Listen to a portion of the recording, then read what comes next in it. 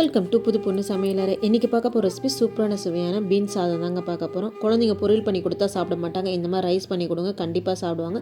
அந்த பீன்ஸ் சாதம் எப்படி செய்யுது வாங்க வீடியோக்குள்ளே பார்க்கலாம். அதுக்கு என்ன தேவையான பொருள் பார்க்கலாம் வாங்க வீடியோக்குள்ளே போகலாம். பீன்ஸ் பார்த்திங்கன்னா நான் 150 கிராம் கிட்டே எடுத்திருக்கேன்.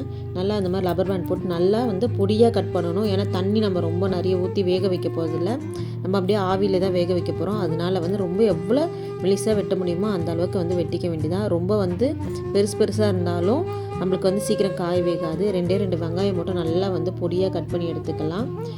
வெங்காயத்தை இந்த மாதிரி கூட நம்ம நல்லா கட் பண்ணி பொடியாக எடுத்து வச்சுக்கலாம். முழுசாக இருக்கேன்ட்டு நினைக்க தேவையில்ல, முழுசாகவே வச்சு நம்ம நல்லா பொடியாக கட் பண்ணி எடுத்தோன்னா இன்னும் ஈஸியாகவே கட் பண்ணி எடுத்துப்போம். இந்த மாதிரி நல்லா நம்மளுக்கு அவ்வளோ பொடியாக கிடைக்கும். இப்போ தக்காளியுமே 2 எடுத்துக்கலாம். அது மேலே இருக்க அந்த பச்சை கலரை எடுத்துகிட்டு அதுக்கப்புறமா அரிஞ்சிக்க வேண்டியதான். தக்காளி அரைச்சி ஊற்ற போகிறதுனால பெருசாக தான் போட்டிருக்கேன். அதனால் பெருசாகவே போட்டு எடுத்து வச்சுக்க வேண்டியது தான். 2 பச்சை மிளகா மட்டும் எடுத்துக்க வேண்டியது தான். ரொம்பவும் காரம் அதிகமாக இருக்காது, லிமிட்டாக இருக்கும். குழந்தைங்க லஞ்ச் பாக்ஸ் கட்டுறதுனால 2 பச்சை மிளகா லைட்டாக கிரிக்கலாம். ரொம்ப பெருசாக கிரினாலும் அது காரம் அதிகமாகிடும். இப்போ பேன் வச்சு 2 ஸ்பூன் அளவுக்கு எண்ணெய் ஊற்றிக்கலாம். எண்ணெய் ஊற்றி கொஞ்சம் போல் கடுகு போட்டுக்க வேண்டியது தான். கடுகு நல்லா பொரியட்டும். அதுக்கப்புறமா நம்ம ஜீரகம் போட்டுக்க வேண்டியது தான். கடுகும் பொரிய ஆரம்பிச்சிருச்சு.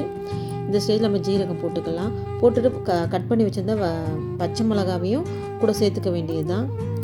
பச்சை மிளகாய் லைட்டாக ஒரு வதக்கி விட வேண்டியது தான். இப்போ நம்ம கட் பண்ணி வச்சுருக்க வெங்காயத்தை கூட சேர்த்து நல்லா வதக்கிக்க வேண்டியது தான். நம்ம நல்லா பொடியாக கட் பண்ணி நம்மளை சீக்கிரமாகவே வதங்கிடும். கொஞ்சம் போல் கருவேப்பிலை போட்டுக்கலாம். கருவேப்பிலை போட்டு கூட அதை கூடவே சேர்த்து நல்லா வதக்கிக்க வேண்டியது தான்.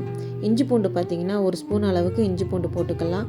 போட்டு அதுவுமே நல்லா பச்சை வாசனை போகிற அளவுக்கு நம்ம வதக்கிக்க வேண்டியது தான். இப்போ போட்டு நல்லா வதக்கி எடுத்துக்கலாம். இந்த மாதிரி லஞ்ச் பாக்ஸ் கட்டும்போது குழந்தைங்க நல்லா விரும்பி சாப்பிடுவாங்க. எப்பயுமே பீன்ஸ் நிறைய குழந்தைங்க சாப்பிட மாட்டாங்க. இந்த மாதிரி ரைஸ் பண்ணி கொடுங்க, கண்டிப்பாக சாப்பிடுவாங்க. இப்போ நல்லா பச்சை வாசனை போகிற அளவுக்கு வதக்கியாச்சு.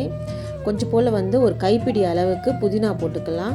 நம்மளுக்கு ஒரு பிரியாணி டேஸ்ட்டில் இருக்கும். அதனால தான் இப்போ நல்லா அதையுமே கூட சேர்த்து நல்லா பச்சை வாசனை போகிற அளவுக்கு வதக்கிக்க வேண்டியது தான். இப்போ ஓரளவுக்கு நல்லா வதங்கியிருக்கு. இந்த ஸ்டேஜில் நம்ம கட் பண்ணி வச்சுருந்த தக்காளி நல்லா அரைச்சி கூட சேர்த்துக்க வேண்டியது தான். சேர்த்துட்டு இதுவுமே நல்லா பச்சை வாசனை போகிற அளவுக்கு நம்ம நல்லா வதக்கி எடுத்துக்கலாம். பீன்ஸ் இது கூடவே நம்ம சேர்த்து நல்லா ஒரு வதக்கி விட வேண்டியது தான். நம்ம நல்லா மெலிசாக கட் பண்ணி இருக்கிறதுனால சீக்கிரமாகவே நம்மளுக்கு வெந்துடும். ரொம்ப பெருசாக போட்டிங்கன்னா கண்டிப்பாக வேகவே வேகாது.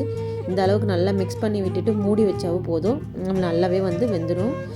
கரம் மசாலா ஒரு 1/2 ஸ்பூனும், காஷ்மீர் ரெட் சில்லி 1/2 ஸ்பூனும், உப்பு கொஞ்சம் போல், மஞ்சத்தூள் ஒரு 1/4 ஸ்பூன் அளவு. இந்த மசாலா எல்லாமே நம்ம பீன்ஸோட சேர்த்து நல்லா ஒரு வதக்கி விட்டுடலாம்.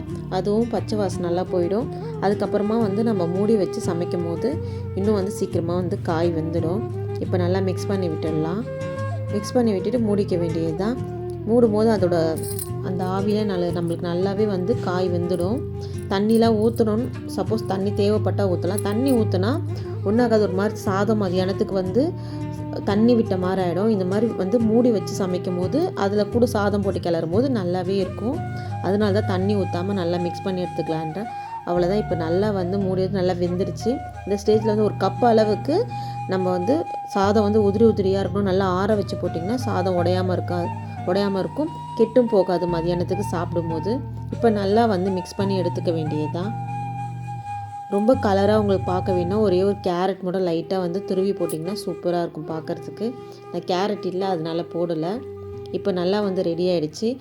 கொஞ்சம் போல் வறுத்த வேர்க்கடலை இருந்தால் கொஞ்சம் போல் போட்டுக்கோங்க, ரொம்ப தேவையில்லை. ஒரு 1/2 எலுமிச்சை பழம் அளவுக்கு நல்லா பிழிஞ்சு அதை சாரை மட்டும் சாதத்தில் விட்டுங்க. ஆஃப் பண்ணிவிட்டு இதெல்லாம் இந்த சாரெல்லாம் விடுங்க. கொஞ்சம் போல் கொத்தமல்லி விடுங்க. அவ்வளோதான். சூப்பராக கம்மன்னு இருக்கும். தேவைப்பட்டால் நெய் விட்டுக்கிறதால விட்டுக்கலாம், இல்லைனாலும் பரவாயில்ல. இப்போ நல்லா கொத்தமல்லியோடு சேர்த்து நல்லா மிக்ஸ் பண்ணுங்கள்.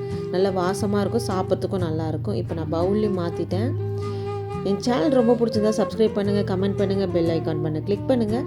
அடுத்த வீடியோவில் சந்திக்கும் வரை உங்களை இந்த விடைப்பது தீபா விஸ்வநாதன். நன்றி, வணக்கம். என் சேனலை சப்ஸ்கிரைப் பண்ணாமல் பார்த்தீங்கன்னா கண்டிப்பாக சப்ஸ்கிரைப் பண்ணுங்கள். உங்கள் பொண்ணான கையில் ஒரு லைக் பட்டனை தட்டிடுங்க. உங்கள் ஃப்ரெண்ட் அண்ட் ஃபேமிலிக்கு ஷேர் பண்ணி விடுங்க. அடுத்த வீடியோவில் சந்திக்கிறேன். டாட்டா, பாய்.